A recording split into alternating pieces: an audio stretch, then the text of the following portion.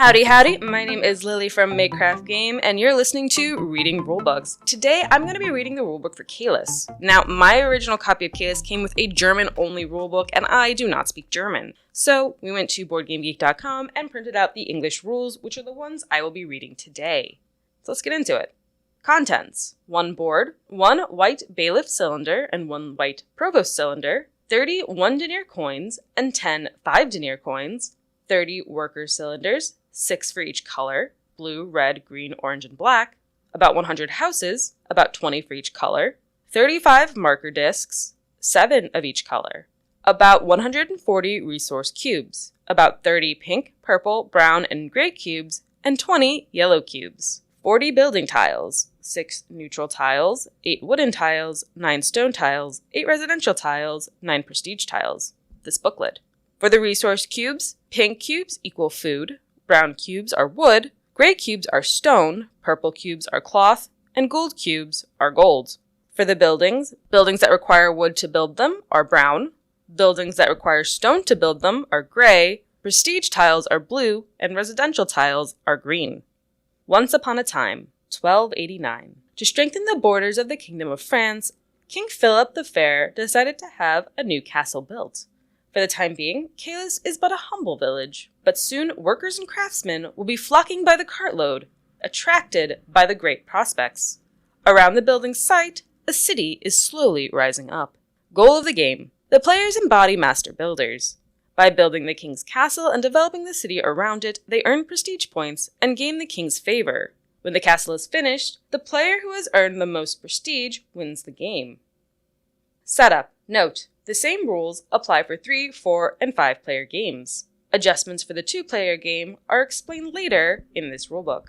The board is placed at the center of the table. The brown, gray, and blue building tiles are sorted out by color and placed face up on the side of the board.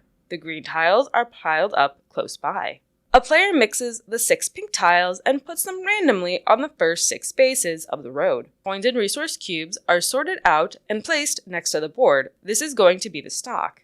Each player chooses a color and takes all the corresponding wooden pieces. Each player puts 1 marker next to the turn order scale, another one on the bridge close to the passing spaces, and places a marker on each of the 4 fleur-de-lis symbolizing the king's favor. The last marker is placed on space 0 of the turn track. One of the players takes all the markers which have been placed next to the turn order scale and puts them randomly on the numbered spaces to determine the order of play for the first turn. The player whose marker is on space 1 takes 5 denier from the stock. The player whose marker is on spaces 2 and 3 both take 6 denier. The players whose markers are on spaces 4 and 5 both take 7 denier.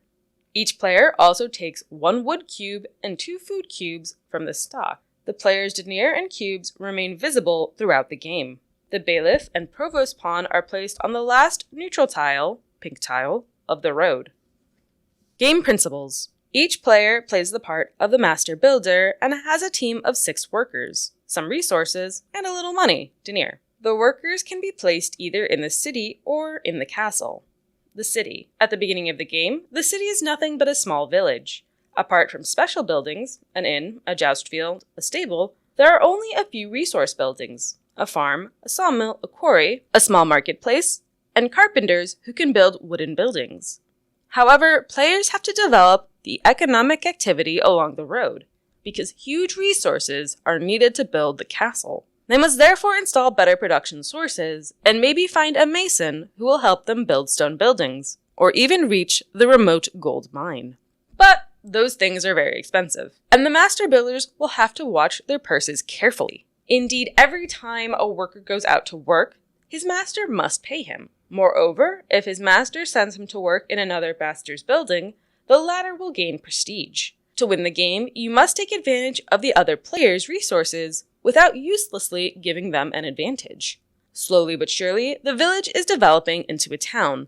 Old production buildings are becoming obsolete unless the lawyer transforms them into residential buildings, whose rent brings you additional income. If an architect enters your service, you may embellish the city with some prestige buildings, a statue, or even a cathedral. But, of course, master builders do not lay down the law in the town. They must abide by the orders of the 2 royal agents, the bailiff and his assistant, the provost. The provost is a powerful and zealous officer. According to his position along the road, he decides which buildings may be activated and, consequently, which workers will not be able to work this turn. Fortunately, the provost is corruptible. For a few deniers, it is easy to help him reach a specific building, or even have him go backwards along the road to prevent another master's workers from working. As for the bailiff, he's only interested in the castle's building progress. He always moves forward along the road, forcing the masters to build faster. The castle. The castle is composed of 3 sections: a dungeon, walls, and towers. The bailiff's movement along the road determines the advance of the work in the castle, and the shift from one section to the other. By advancing quickly and well in the building of the castle, the masters accumulate prestige. If you are shrewd, you will also be able to gain the king's favor. At the end of the game, each player adds up the prestige points they have earned since the beginning. The master who has the largest number of points wins. His future at the king's service will be glorious. Conventions. 4 cubes with a 2 on top. 2 cubes, either identical or different, of food, wood, stone, and or cloth. No gold. You will notice that the 4 cubes do not have a gold cube among them. 1 white cube, 1 cube of any kind, even gold. A coin with a 4 over it, 4 deniers. A shield with a 3 over it, earn 3 prestige points, victory points. A fleur-de-lis, choose a royal favor. A yellow circle with a drawing of a house with a pointed roof is the dungeon. An orange circle with what looks like 2 Lego bricks stacked on top of each other are the walls. And a red circle with a tower is the tower. Progress of the game. The game is divided into turns. Each turn is divided into 7 phases. Phase 1. Collecting income. Each player gets 2 deniers from the stock. Furthermore, each player also gets 1 denier per residential building, green background, they own, 1 denier if they have built the library, and 2 deniers if they have built the hotel. The income a player may get is not limited. Phase 2. Placing workers. Following the turn order, the players carry out an action. They may choose to A. Pass, B. Put a worker on a special, neutral, or fixed building, C. Put a worker on one of another player's buildings, D. Put a worker on one of their own buildings, and E. Put a worker in the castle. Phase 2 lasts until all players have passed. Putting a worker on a prestige building, blue, on a residential building, green, or on an unbuilt space is forbidden. Placing a worker on a space where there's already another worker is also forbidden except in 3 cases: stables, inn, and castle, which we'll talk about in a little bit. Passing is free, but placing a worker costs some deniers. A. Passing. If a player wants to pass or must pass because of lack of workers or money, they put their color marker, located on the bridge, on the first space available, that is, on the smallest unoccupied number of the passing scale. The first player who passes gets 1 denier from the stock immediately. Once a player has passed, they cannot place any more workers this turn. Example: at his turn, blue decides to pass. He takes his marker from the bridge and places it on the first empty space of the passing scale. No one has passed yet, so blue takes 1 denier from the stock. From now on, green, orange, and red will have to pay 2 deniers to place workers in buildings. B. Placing a worker on a special, neutral, or fixed building. The player gives the stock a sum of money that is equal to the smallest unoccupied number on the passing scale, between 1 and 5 deniers, according to the number of the players who've already passed. Then the player places one of their workers on the space of a special, neutral, or fixed building of their choice. If the worker is placed in the stables, the players put him on the smallest number available. Up to 3 workers can be placed in the stables, but a given player can only place 1. If the worker is placed in the inn, the player puts him on the circle on the left. As a consequence, this player will possibly spend some time with another worker placed on the other circle on the right. One player may have 2 of their workers in the inn simultaneously. Example: at his turn, green decides to put a worker on the peddler's space, fixed building. Since blue has already passed, green has to pay 2 deniers for this action. C. Placing a worker on one of another player's buildings. A player who places the worker gives the stock a sum of money that is equal to the smallest unoccupied number on the passing scale, between 1 and 5 deniers according to the number of players who have already passed. Then the player places one of their workers on the opponent's building of their choice. The owner of the building immediately earns prestige points. Example: Red places a worker on Green's mason. The cost is 3 deniers since Blue and Orange have passed. Furthermore, Green gains 1 prestige point. D. Placing a worker on one of your own buildings. The player pays 1 denier to the stock. Then the player places his worker. Note, placing a worker on one of your own buildings does not yield a prestige point. Example: Red places his worker on his farm, which only costs him 1 denier even though 3 other players have passed. E. Placing a worker in the castle. The player gives the stock an amount of money that is equal to the smallest unoccupied number on the passing scale, between 1 and 5 deniers, according to the number of players who have already passed. Then the player places the worker on the castle space with the smallest number available. The castle may contain several workers, but each player can only place 1. Example: Red places a worker in the castle, taking the first spot available behind Blue's pawn. Since Blue, Orange, and Green have passed, Red must pay 4 deniers. Phase 6. Building of the castle. This phase only concerns those players who have placed a worker in the castle. The castle is divided into 3 sections. The dungeon, composed of 6 parts, is built before the first scoring. The walls, composed of 10 parts, is built before the second scoring. The tower, composed of 14 parts, is built before the third and last scoring. The players must build the castle according to their order on the castle scale, beginning with space 1. The player decides during their turn how many batches they will give the stock. A batch must be composed of 3 different cubes, one of which must be a food cube. Example: During this turn, Red and Green have both placed 1 worker in the castle where the dungeon is being built. Red, whose pawn is on space 1, starts the construction. He gives the stock a batch, food, stone, wood, and puts one of his houses on one of the free spaces in the dungeon. He gains 5 prestige points. Now it's Green's turn to offer batches. Each batch given by the player allows him to put a house in the section of the castle which is currently under construction.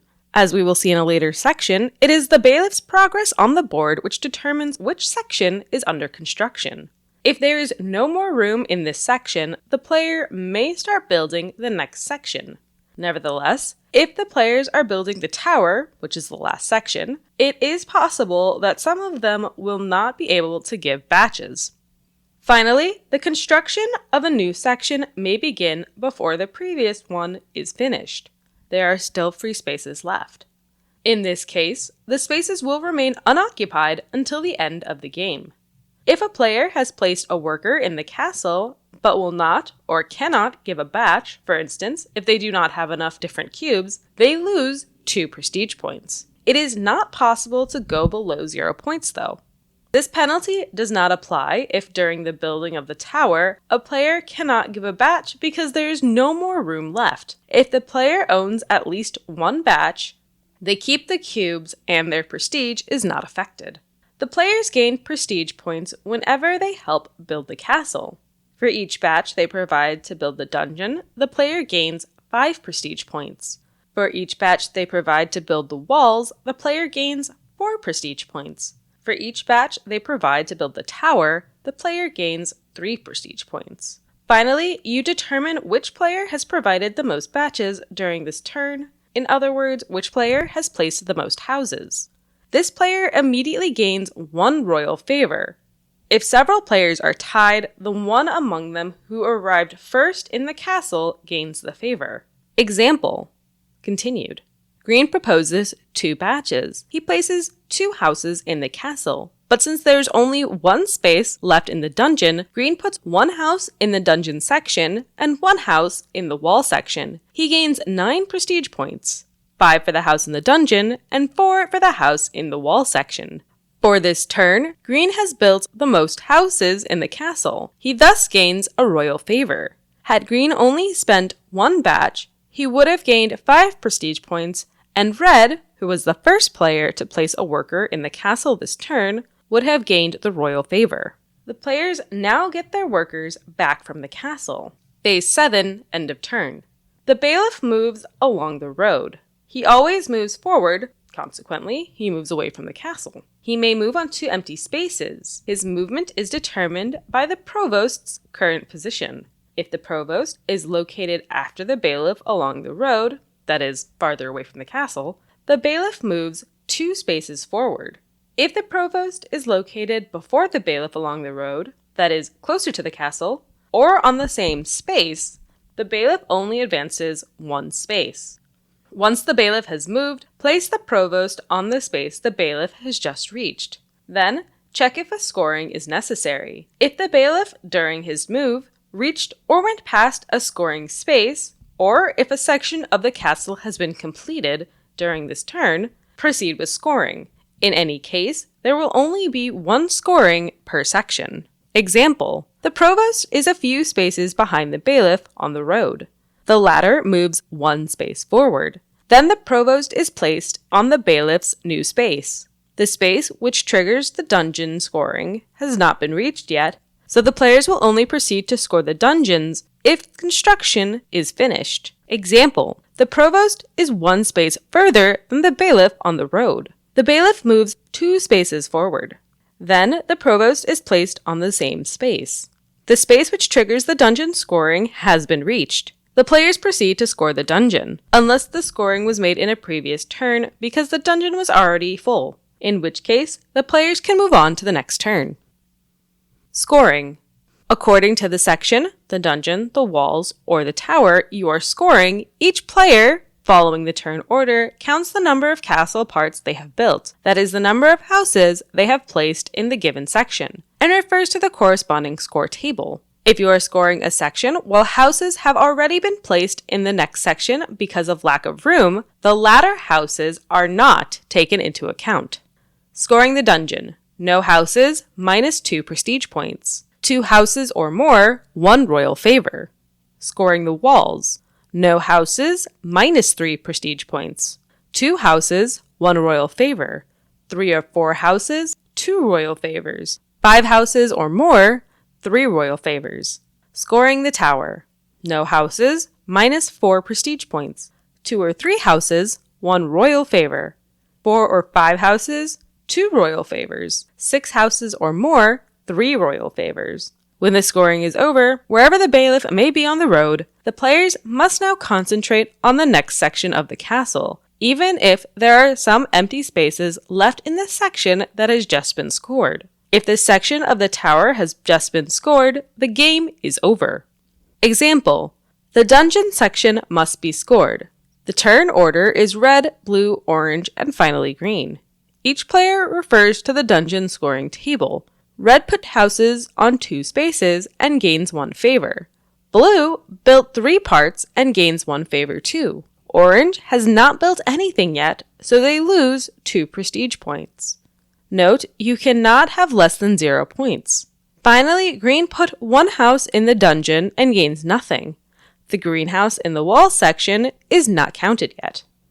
Royal favors. There are several ways to gain favors. By the joust field, by building specific buildings, the church, the statue, etc., by being the best builder in the castle section during the scoring of the dungeon, the walls, or the tower. The king's favor is represented with a 4-line table. The lines are A. Increase in prestige points. B. Gain in deniers. C. Gain in resource cubes. D. Exclusive use of some buildings. Each line is divided into 5 columns with an increasing power from the left to the right. For each line, the first 2 columns are available from the start of the game. Columns 3 and 4 are available after the scoring of the dungeon section, even if players have already started building in the next section. Column 5 is available after the scoring of the wall section, even if players have already started building in the next section. Example: Orange has just gained a favor during the dungeon scoring. He chooses the first line, Prestige Points, on which he has already advanced in a previous phase. However, since the dungeon is being scored, Orange can't advance his marker. He leaves it on the space and gains 2 prestige points. Several players may be on the same space at the same time. Whenever a player earns a favor, they must choose a line at once and, if it is possible, advance their marker to the right. Then the player can use one of the effects provided on the chosen line between level 1 and the level currently indicated by the marker. The player can advance the marker to level 2 of a given line and choose to use the effects of level 1. It is not possible to advance your marker on a given line and use the effect of another line. Once level 5 has been reached, the marker cannot go further, but the player can still choose the line and take advantage of the effect of their choice. If a player gains several favors during the same phase, for instance, during a scoring or when a monument is built, the favors must be used on different lines, so it is impossible to gain more than 4 favors in a phase. A. Increase in prestige points. The player gains between 1 and 5 prestige points, depending on the column the marker is in. It is useless to activate a lower column. B. Gain in deniers. The player may gain between 3 and 7 deniers, depending on the column the marker is in. It is useless to activate a lower column. C. Gain in resource cubes. Column 1, the player gains 1 food cube. Column 2, the player gains 1 wood cube or 1 stone cube. Column 3, the player gains 1 cloth cube. Column 4, the player exchanges one of his cubes for 2 of their choice, no gold. Column 5, the player gains 1 gold cube. Example, the players are building the towers. All of the columns of the favor table are now available. Blue has just gained a favor by building the church. He chooses the third line, resource cubes. He moves from the second to the third space and chooses to take a food cube from the stock. His marker is on space 3, so he can choose between spaces 1, 2, and 3. D. The exclusive use of some buildings. This line allows you to use the effect of some buildings directly. To use the effect of a given building, it does not have to be on the board. For instance, you can use column 3 even if there is no mason on the board. Buildings are constructed according to the rules of Phase 5. Column 1, no effect. Column 2, carpenter. The player can build a wood building by paying 1 wood cube less. Column 3, mason. The player can play a stone building by paying 1 stone cube less. Column 4, lawyer. The player can transform one of their buildings or a neutral building into a residential building by paying 1 denier less. Column 5, architect. The player can build a prestige building on one of his residential buildings, normal cost. Example, the players are building the walls. Column 3 and column 4 are now available in the favor table. Green has just gained a favor thanks to the joust field. He chooses the fourth line. He moves from space 2 to space 3 and chooses to build a park. He pays 1 food cube, since he has a 1 stone cube discount, and places the park tile on the first space available on the road. He puts a house on the tile and immediately gains 3 prestige points. End of the game. The game ends right after the scoring of the tower section. That is, after the bailiff has reached the tower scoring space, or when the 14 parts of the tower have been built. The players add the following points to the points they have already gained during the game. 3 points per gold cube they have left, 1 point per 3 cubes they have left, except gold, 1 point per 4 deniers they have left. The player with the most prestige points wins the game. In the case of a tie for first place, all the players who tied win. Caylus for 2 players. The rules are similar, except that both players start the game with 5 deniers. The turn order changes at the beginning of each turn. A player plays first on one turn and second on the next, and so on. Consequently, the stables are not used. When a player passes, the other must pay 3 denier instead of 2 in the normal rules to play in a building they do not own. Playing in your own building still costs 1 denier. The inn keeps its power. The player whose pawn is placed on the right space pays 1 denier in every case. Simplified favor. This is a version for beginners. Royal favors are simplified at the expense of some tactical richness. Do not use the favor table. When a player gains a favor, thanks to the joust field, by building the church, by making the best offer in the castle, during the castle section scoring, or by building prestige buildings, they score 3 prestige points. When you gain several favors at the same time, each favor is worth 3 points. Hints. Each game of Caylus will evolve very differently. Depending on the player's choices, which buildings should they build first? Will there be a lawyer? When will the mason arrive on the board? The game will develop in different ways. Some games will see huge resources, others will not. Some games will see the construction of prestige buildings, others will not. However, the player will have to take advantage of the tough situation they will face. Here is some advice to help them make the most of their first game. Resolution order. Beginners may inadvertently be unable to activate a building. For instance, it takes a cloth cube and a denier to activate the joust field.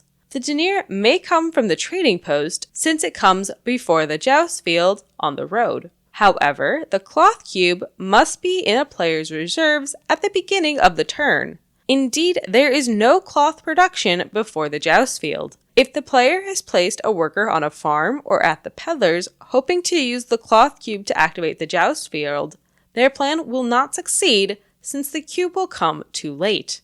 Passing order. The later you pass, the more you will influence the provost's move, if you have desires, of course. The provost is extremely important to determine which players will be activated and how fast the scoring will come. A player who passes early and whose worker is too far on the road will probably be victims of his opponents, who will not hesitate to club together to make the provost go backwards. On the other hand, a player who passes late can spend the deniers needed to activate all of his workers, placing workers in an opponent's building. It is often a clever move to place one's pawn in the other's building even if they gain prestige points. Indeed, using their buildings may yield much more. Special buildings. It is necessary to use special buildings cleverly if you want to win the game. The gate allows you to temporize and pass later to hide your intentions. The trading post provides money at the best moment, that is, right before the provost moves.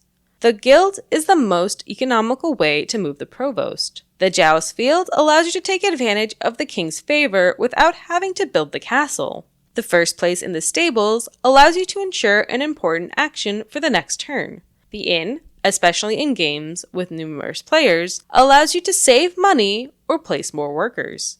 Royal favors. Royal favors are a good way to refine your strategy.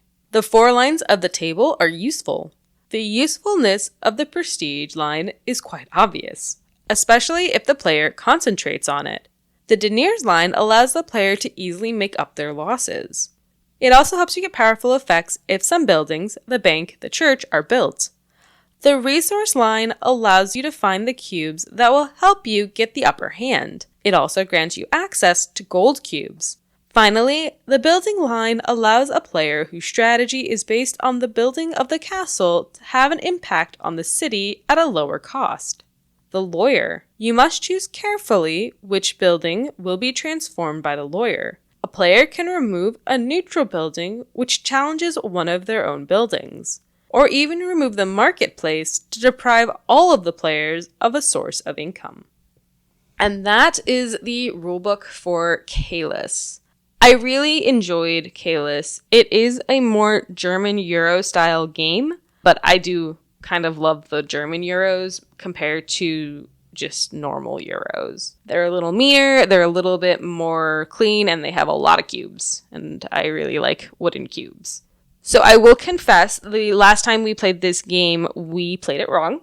When activating an opponent's building, Instead of paying the money to the stock like we were supposed to, we paid it to the player. And that put more money into the economy because it wasn't taking it out of the economy and putting it back in the stock, but it was just passing between the players. So it was a very different game than the one intended. But I can see from reading this rule book, the limited money is really a crunch. Even in a game where we were passing the money around in a circle effectively, money was still tight. It was still very difficult to do everything you wanted to do. Now you take out the circular money and you're strapped for cash. And I really enjoy that, actually. I feel like there's a lot more pull with a game that doesn't have the floating money. It feels tighter, it feels more aggressive, and it makes missing actions all the more painful. I have heard through the grapevine, I don't remember which one, but I remember hearing this at one point in my life, that Caylus is considered very mean, and I can easily see why. Having to pay for an action only to not take it? Brutal. Having to pay to get your opponents to not take an action, meaning you can't take those actions either, also brutal. There is a lot. Now, in our previous game, because we had the money floating around, the King's Favor table didn't really come into play as much as I think it should have. That being said, being able to get 6 deniers in one turn feels great. We didn't use the resource cube line or the building line so much. I think that was something that we could have improved on, or maybe we underestimated. And because we underestimated that, we just didn't go into it. The building line starting off with a blank space is really not very attractive, but that also tells me that those other spaces I was undervaluing because they have such high value to not put them in that first slot. They don't want to give it to you right out the gate, and that tells you something. I also really love the castle mechanic, having kind of a dual force between that and the bailiff. Having the limited spaces was really fun because you want to get in the castle, but you need the resources to do it, and getting there is not always the easiest. And having the corresponding bailiff moving down the street and pushing you ever closer to that scoring point was really, really interesting. It had this weird time crunch, and it felt like, oh, I'm losing time, even though it wasn't really a time crunch so much as it was the actions of the players. At the end of the game, there were several points where we pushed the provost back, not just to screw with each other, but also because we did not want the bailiff to move. We wanted more turns. We didn't feel like we had enough time with the game. And so the only way to get more time was to make sure the bailiff was moving as slowly as possible. One thing thematically that came up, which is that we had an issue with, was why are we building away from the castle? Like, I get that the area around the castle is the most populated. That's just natural. But you think that you'd start at the end of the road, collect all of that stuff that you're going to deliver at the castle while you're on your way to the castle, and then drop it off at the castle once you get there. Right now, we're doing a Yui kind of where we start at the castle, go down the road, turn around, and go back up to the castle. But that's just a thematic complaint that really has no bearing whatsoever. The ideas of moving the buildings farther out or along the thing has a very interesting relationship with the provost. Having those buildings be more vulnerable is quite difficult. There was several times where someone would build a building past the provost space, which had no chance of activating this turn. Not like it would, because it's being built in the activation phase, so the worker wouldn't get placed on it, but sometimes it would be built so far out the provost wouldn't even start their next turn, so you had to move the provost even to get that building that was just placed down. One thing I also want to point out, well, at least with my copy of Caylus, is some of the houses are printed on the board. You have the main houses of the town before the bridge. These ones are obvious spaces. Then you put out your 6 pink tiles, and you'll notice 2 filled slots. Now, these are not to be covered up. These are permanent slots. Not something that felt totally obvious to me. And then later down the road, you will find a gold mine. Again, not obvious, but very interesting to see. One thing I mentioned in that little ramble was the 6 placed pink tiles at the beginning of the road. Now, I didn't realize how much these tiles impacted our game.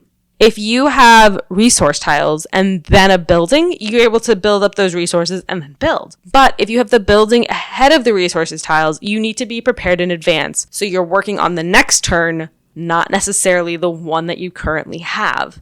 And the fact that these pink tiles are random makes each game different in an interesting way. because they're always going to have some weird effect, and maybe it's not the order you want. I'm definitely the person who put down a worker in the joust field and was like, oh no, I don't have a cloth. How am I going to get it? Except that was not the best example because it was a potential area where I could get cloth before I hit the checkpoint I was so worried about.